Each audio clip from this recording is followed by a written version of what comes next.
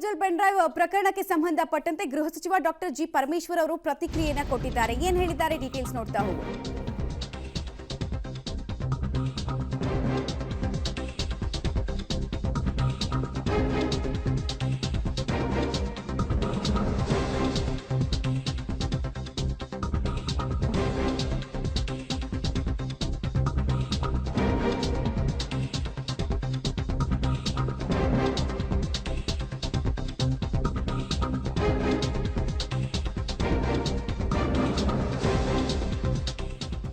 ನಾವು ಎಸ್ಐಟಿ ತನಿಖೆಯನ್ನು ಶುರು ಮಾಡಿದ್ದೀವಿ. 24 ಗಂಟೆಯೊಳಗೆ ಅಕ್ಯೂಸ್ಡ್ಗಳು ಹಾಜರಾಗದಿದ್ರೆ ಮುಂದಿನ ಪ್ರಕ್ರಿಯೆಗಳು ನಡೆಯುತ್ತೆ.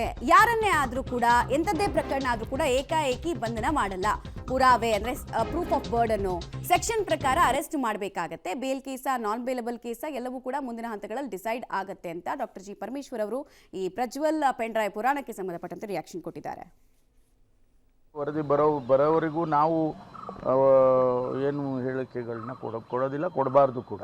ಅದನ್ನ ನೋಡೋಣ. ಟರ್ಮ್ಸ್ ಆಫ್ ರೆಫರೆನ್ಸ್ನಲ್ಲಿ ಯಾವ ರೀತಿ ಮುಂದುವರಿಯುತ್ತೆ. SITನವರು ಈಗ ಯಾರಾದರೂ ಕಂಪ್ಲೇಂಟ್ ಕೊಡಬೇಕಲ್ಲ, ಇಂಥವ್ರು ಲೀಕ್ ಮಾಡಿದರು, ಇಂಥವ್ರು ಇದನ್ನೆಲ್ಲ ಮಾಡಿಸಿದ್ದಾರೆ, ಹಾಗೆ ಹೀಗೆ ಅಂತ ಅವೆಲ್ಲ ಬರ್ಬೋದು. ಬಂದಾಗ ಅದನ್ನು SITನವರೇ ಕ್ರಮ ತಗೊಳ್ತಾರೆ. ಈಗ SITನವರು ನೋಟಿಸ್ಸು ಜಾರಿ ಮಾಡಿದ್ದಾರೆ. ಅವರು ಹೊರಗಡೆ ಹೋಗಿರೋದು, ಅವ್ರ ಏರ್ ಟಿಕೆಟು ಅದೆಲ್ಲ ಸಿಕ್ಕಿರ್ತಕ್ಕಂಥದ್ದು, ಅದೆಲ್ಲ ಹೊರಗಡೆ ಹೋಗಿದ್ದಾರೆ ಅಂತಕ್ಕಂಥದ್ದು ಖಾತ್ರಿ ಆಗಿದೆ.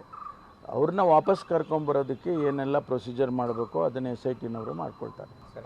ಕೇಂದ್ರ ಸರ್ಕಾರದ ಸಹಾಯ ಬೇಕಾಗ್ಬೋದು, ಅಥವಾ ಬೇರೆ ಯಾವ ರೀತಿ ಕರ್ಕೊಂಡು ಬರ್ತಾರೆ, ಇವರೇ ಕಳಿಸಿ ಹುಡುಕಿ ಕರ್ಕೊಂಡು ಬರ್ಬೋದು. ಏನು ಪ್ರೊಸೀಜರ್ ಅಡಾಪ್ಟ್ ಮಾಡ್ತಾರೆ ಅದು ಅವ್ರಿಗೆ ಬಿಟ್ಟಿದ್ದು. ಒಂದು ಬಾರಿ SIT ವರದಿ ಬಂದು ಅದರಲ್ಲೇ ಗೊತ್ತಾಗ್ತದಲ್ಲ ಯಾರು ಬಿಡುಗಡೆ ಮಾಡಿದ್ದಾರೆ, ಅಥವಾ ಯಾರು ಒರಿಜಿನೇಟ್ ಆಗಿರೋದು ಯಾರಿಂದ ಅಂತಲೂ ಗೊತ್ತಾಗ್ಬೋದು.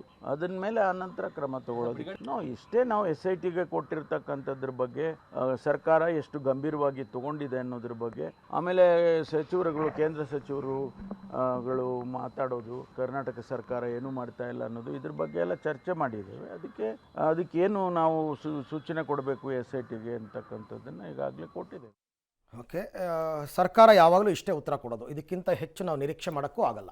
ಗೃಹ ಸಚಿವರಾಗಿ SITಗೆ ನಾವು ಕೊಟ್ಟಿದ್ದೀವಿ, ಎಲ್ಲನೂ ಗೃಹ ಸಚಿವರೇ ಬ್ರೀಫ್ ಮಾಡೋಕ್ಕಾಗಲ್ಲ. ನೀವು ಪ್ರಜ್ವಲ್ ರೇವಣ್ಣನ ಫಾರಿನ್ನಿಂದ ಹೆಂಗೆ ಕರ್ಕೊಂಬರ್ತೀರಾ, ಏನು ಮಾಡ್ತೀರಾ, ಅದೆಲ್ಲ ಹೋಮ್ ಮಿನಿಸ್ಟ್ರಿಗೆ ಬಿಟ್ಟು ವಿಚಾರ ಅಲ್ಲ, SITಗೆ ಬಿಟ್ಟಿರ್ತಕ್ಕಂಥ ವಿಚಾರ. ಕಾನೂನಾತ್ಮಕವಾಗಿ ಏನು ಮಾಡಬೇಕು ಅದೆಲ್ಲವನ್ನು ಸ್ಪೆಷಲ್ ಇನ್ವೆಸ್ಟಿಗೇಷನ್ ಟೀಮ್ ಅವ್ರು ಮಾಡ್ತಾರೆ.